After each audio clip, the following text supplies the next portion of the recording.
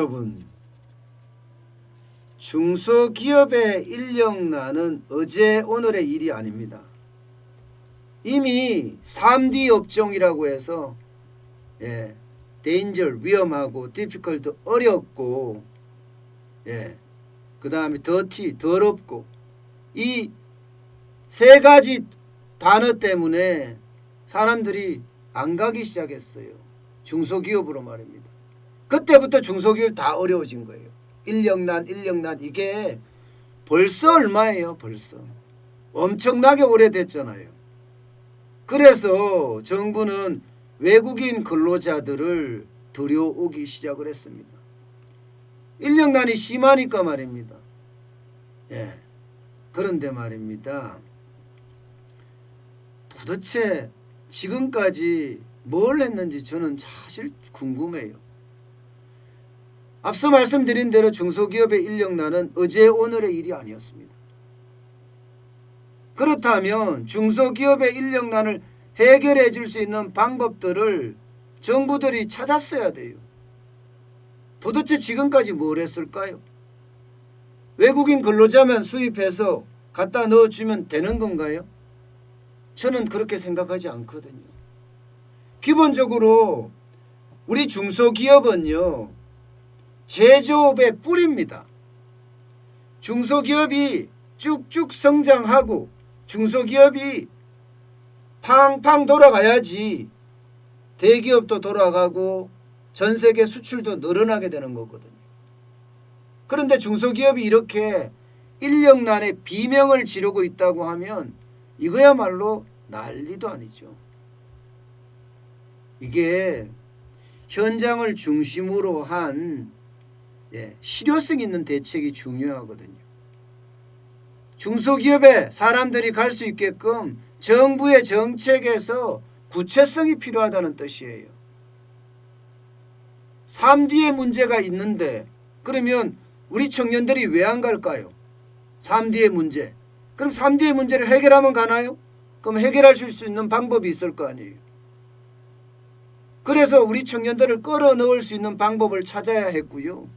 또 하나, 중소기업이 인력난을 겪으면 또 한번 해결할 수 있는 방법이 자동화예요. 자동화. 그럼 중소기업의 자동화를 어떻게 지원할지, 뭐 스마트 팩토리라고 이야기하는 게 아마 그런 종류의 일종인데, 자동화를 얼마나 지원할지를 눈여겨보면서 공장마다 지원을 거기에 맞게끔 했어야 합니다. 근데 지금까지 도대체 뭘 한 건지 모르겠어요. 지금까지 인력난이 언제부터 있어 왔는데 말입니다.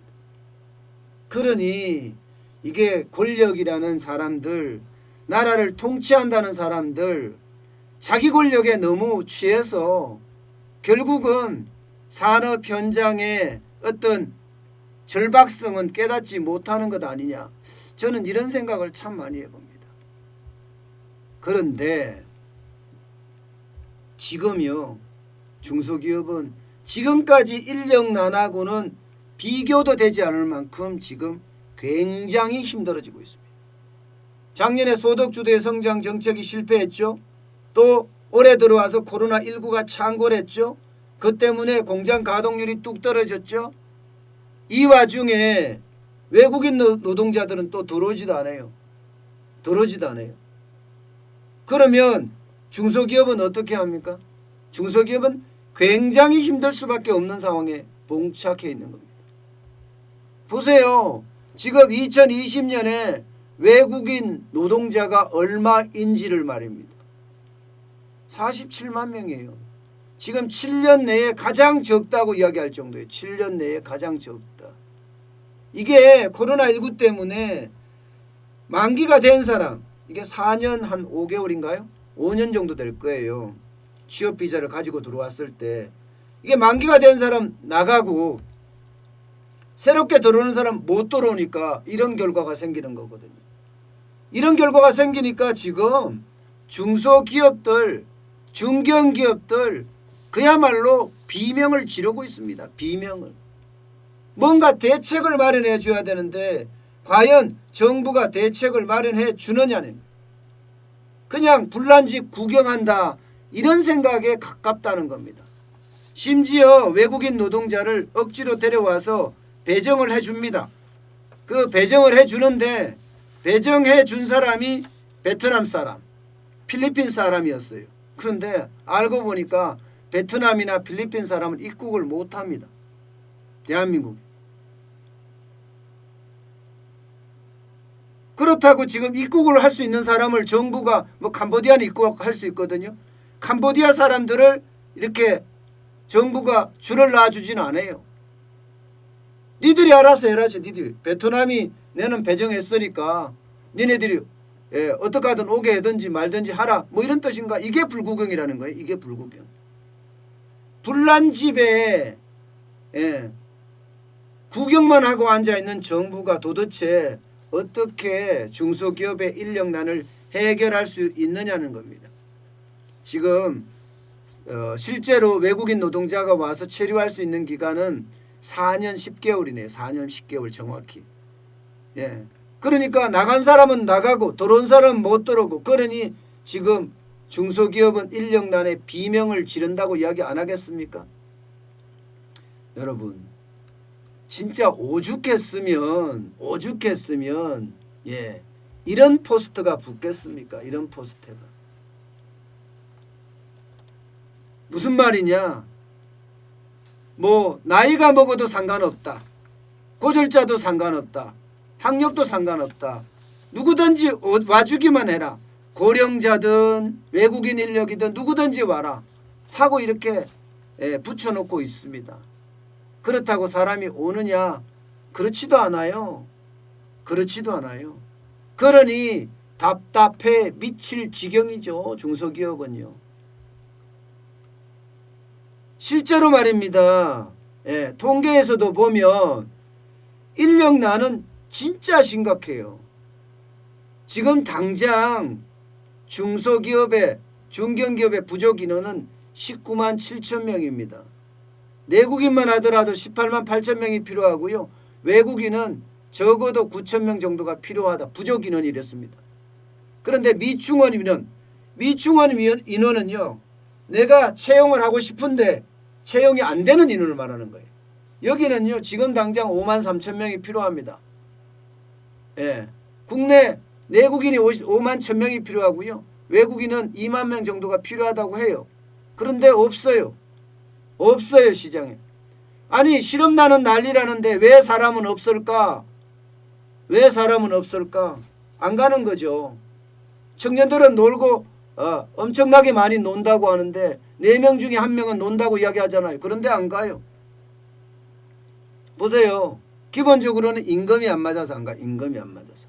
21.3%가 임금이 안 맞아서 안 나가고요. 그 다음에 경력을 갖춘 지원자가 없거나 학력이나 혹은 사업체 요구 지원자가 안 되거나 구직자 기피하거나, 이게 3D 업종이라는 거죠. 그 다음에 구인이 없어요. 아예. 구인이 없어. 그 다음에 통근이 멀다 하거나. 글쎄요. 이게 참 다르긴 한데요. 우리 때만 하더라도 일자리가 없어서 난리였거든요. 어떤 일자리로 해. 제 대학만 다닐 때만 하더라도 저는 대학 다니면서 롯데월드에서 노가다도 했었거든요. 노가다란 말하면 안 되나요? 막노동이라고 해야 되나? 질통 지어서 나르는 거 말입니다. 근데 그 롯데월드에 협력회사 사원으로 일을 했었는데 대학 1학년 때일 거예요. 그 당시에 4대 보험을 넣어주더라고요. 전 깜짝 놀랐어요. 그래 그때부터 4대 보험이 저는 있습니다. 그리고 가락시장, 바로 서울에 있는 가락시장에서 밤에 물건을 배달하는 일도 저는 했었습니다. 알바로 한 거죠. 세상이라는 게 호락호락하지 않다. 열심히 살아보다 하면 빛이 보일 거다. 저는 그런 생각을 늘 가지고 살았거든요. 그런데 요즘은 아예 안 온답니다. 안 온대. 사람들이. 일자리가 남아 돌아가는데도 노는 사람이 지천으로 널려 있는데도 안 간다는 거예요. 그런데 지금 더 심각한 문제는요. 중소기업이 이렇게 인력난을 비명을 지르고 있는데 더 심각한 것은 지금 정부가 내년부터 50인 이상 사업장에 주 52시간제 도입하잖아요. 무조건 강행한다고 하잖아요. 내년부터. 중소기업 다 50인 이상 사업장 전체에 적용을 하니까 중소기업도 다 돼요. 안 그래도 인력난에 난리인데 중소 중견기업은 아니 이게 50인 이상 사업장에 주 52시간제 하게 되면 안 그래도 중소기업은 월급이 적다고 이야기해요. 월급이 적다고 이야기하는데 너 52시간만 일해 68시간은 안 돼. 이렇게 해버리면 어떻게 돼요? 임금이 줄어들어. 임금이 줄어들면 그것들 또 빠져나갑니다. 또 빠져나가요. 다른 사람은 또 오지도 않고 이제. 그러면 임금을 올려야 되는데 임금을 올려주면 올 거 아니에요. 올릴 돈이 없어. 이러면 중소기업 어떻게 돼요? 중견기업 어떻게 돼요? 진퇴양난이에요. 그야말로 오도 가도 못하는 그런 팔자가 될 가능성이 굉장히 커진 게 지금 중소기업입니다. 그런데도 지금 정부는 이게 현장의 상황을 아는지 모르는지 저는 생각을 하면 미쳤어요. 이 말밖에 안 나옵니다. 미쳤어요. 어떻게 정책을 위반하는 사람들이 현장에 대한 어떤 하나의 검증 없이 현장은 얼마나 어려워하는지 뻔히 보이는데 왜 그럴까? 왜 정책을 하는 사람들은 이렇게 현장을 이해하지 못할까? 위정자라서 그런가요? 위정자? 그래서 위정자란 말을 듣는 거잖아요. 또 탁상공론이라는 말을 듣고 복지부동이라는 말을 듣고 저는 현장을 중심으로 해서 제발 국민의 혈세를 쓰는 사람들이에요. 대통령부터 시작해서 말단 공무원까지 우리가 죽도록 일해서 내는 세금을 가지고 쓰는 사람들이란 말입니다. 그러면 그들이 우리보다가 더 성실하고 더 서민들 가까이 있어야 되잖아요. 그런데 그들은 지금 군림하려고 든다? 저는 그런 생각까지 들거든요. 주 52시간제 강행하는 것만 봐도 군림하려고 드는 거예요. 정부가 하라면 하지 말이 많아. 이거 아니에요? 현장의 말은 하나도 안 들어주고? 미쳤어요. 미쳤어. 저는 그게 이해가 안 되는 겁니다. 도대체가 이해가 되려 그러면요. 국민과 함께 가야 돼요. 국민을 알아도 엄청나게 우습게 알아요. 지금요. 아니 여러분 생각을 해보세요. 국민이 우습습니까? 예? 아니 주 52시간제 강행을 하게 되면 중소기업은 상황이 이 정도로 나빠지고 인력난에 허덕이고 비명을 지르고 망하고 난리가 나는데도 강행하겠다. 이거야말로 저는 독재죠. 이거야말로.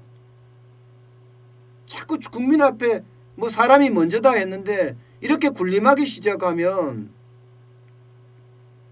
진짜 힘들어집니다. 국민을 진짜 우습게 하라도 진짜 우습게 하는 것 같아요. 아니 법무부만 하더라도 추미애 장관 이거 뻔하게 보이잖아요. 공명정대하게 수사를 하겠다는 걸 자기 정권에 위협이 된다고 해서 잘라내겠다. 정치 싸움한다. 이 나라를 이렇게 정치판의 니전투구 진흙판 싸움으로 만들고 있는 게 지금 이 정부입니다. 이 정부. 추미애 장관이 저렇게 하는 게 추미애 장관 혼자서 하겠어요? 어디? 그 뒤에 누가 있겠습니까? 문재인 대통령이 있지 않겠습니까? 어디 그뿐이에요? 부동산은 개판이잖아요. 솔직히. 엉망이잖아요. 그런데도 지금 국민 위에 군림하고 있으면서 이렇게 가 이거 아니 이렇게 가. 임대차법 이렇게 가. 윤석열 너 나와. 주 52시간제 그냥 해. 이게 군림입니다. 이게 국민 위에 군림하는 거예요. 이게 국민에게 절대로 먼저다. 그게 아니에요. 권력이 먼저다.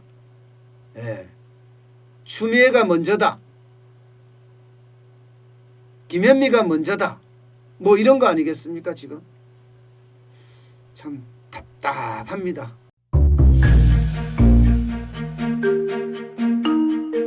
세종대왕과 샤넬 넘버 5 벤츠 자동차의 최고급 기종인 마이바흐의 공통점을 아시나요? 바로 침향입니다. 침향이란 동남아시아에서 자생하는 침향나무가 상처를 입었을 때 스스로를 보호하기 위해서 분비시키는 침향나무의 진액입니다.